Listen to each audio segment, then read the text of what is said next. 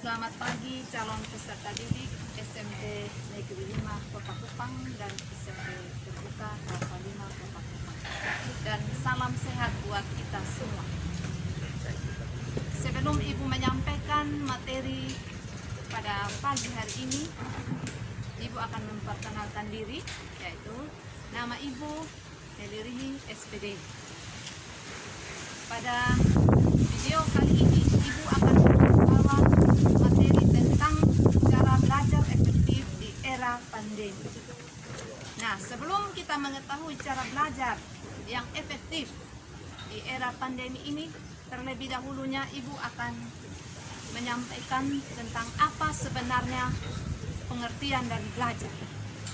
Belajar adalah usaha untuk memperoleh pengetahuan, sikap, keterampilan hidup.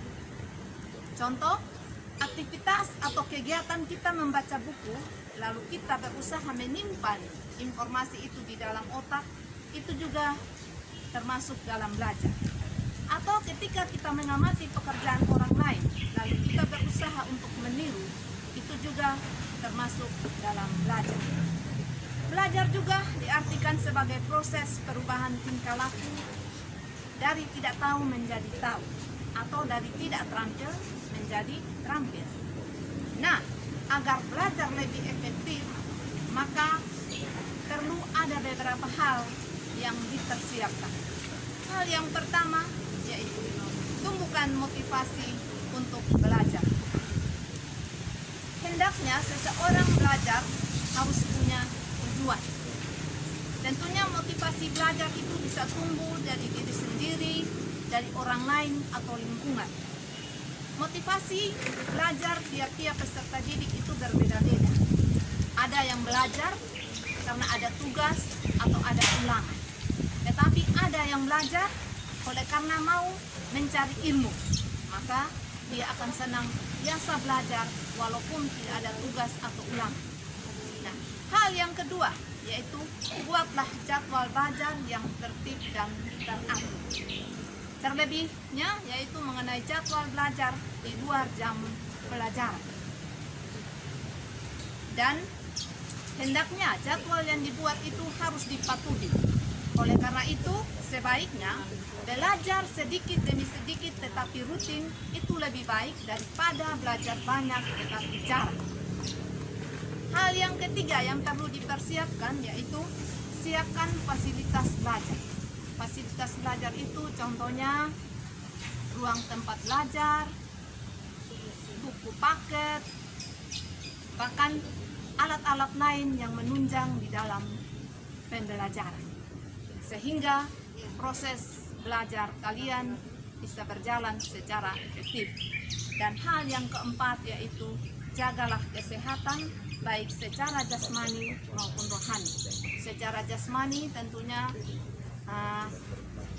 kalian harus mengkonsumsi makanan yang bergizi sehingga kalian bisa mampu untuk belajar dengan baik. Dan secara rohani jangan lupa untuk berdoa. Nah, lalu bagaimana cara belajar di era pandemi sekarang? Tentunya ada beberapa tips yang Ibu akan sampaikan agar kalian bisa belajar secara baik dan efektif di era pandemi ini. Hal yang pertama yaitu menentukan suasana ruang untuk belajar. Ruangan untuk belajar menjadi salah satu hal yang penting sebagai pertimbangan belajar. Hal pertama yang perlu diperhatikan yaitu pilihlah ruang belajar yang tidak menjadi satu dengan ruang kamar tidur. Mengapa demikian? Hal ini untuk mengurangi rasa malas karena keinginan untuk rebahan di tempat tidur. Oleh karena itu, siaplah tempat belajar yang nyaman sehingga tidak berisik atau tidak terganggu di dalam kegiatan belajar kalian. Nah, hal yang kedua adalah sekolah daring tentunya harus sama dengan sekolah offline. Artinya, menganggap sekolah daring itu sama dengan sekolah luring. Sehingga mengawali kegiatan belajar dengan rutinitas. Mulai dari bangun pagi, sarapan, mandi, dan mempersiapkan buku sesuai dengan jadwal pelajaran yang sudah disampaikan oleh guru. Kemudian hal yang ketiga adalah jangan nyambi atau jangan melakukan kegiatan lain pada saat jam pelajaran berlangsung. Belajar di rumah itu terkadang menimbulkan banyak distraksi yang kita buat sendiri. Oleh karena itu, ketika belajar daring di rumah, memang kita memiliki suasana lebih santai. Kita bisa melakukan banyak hal dalam satu waktu. Jadi, akan lebih baik tidak menyambi atau melakukan hal lain. Misalnya, hindari mencuri waktu untuk menonton film, bermain game, atau menonton hal-hal yang tidak mendukung untuk pembelajaran, sehingga dapat menunjang suasana belajar yang lebih konsentrasi dan lebih efektif.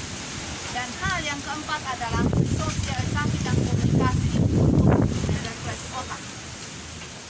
Di masa pandemi ini kita dituntut untuk di rumah saja, terkadang membuat kita bosan.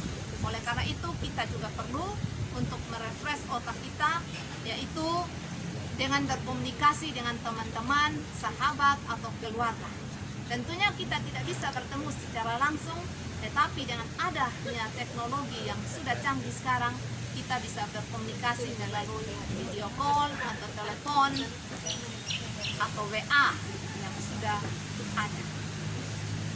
Oleh karena itu, marilah kita belajar dari beberapa tips yang telah disampaikan tadi. Semoga tips yang disampaikan tadi dapat membantu anak-anak di dalam mengikuti proses belajar secara daring. Terima kasih.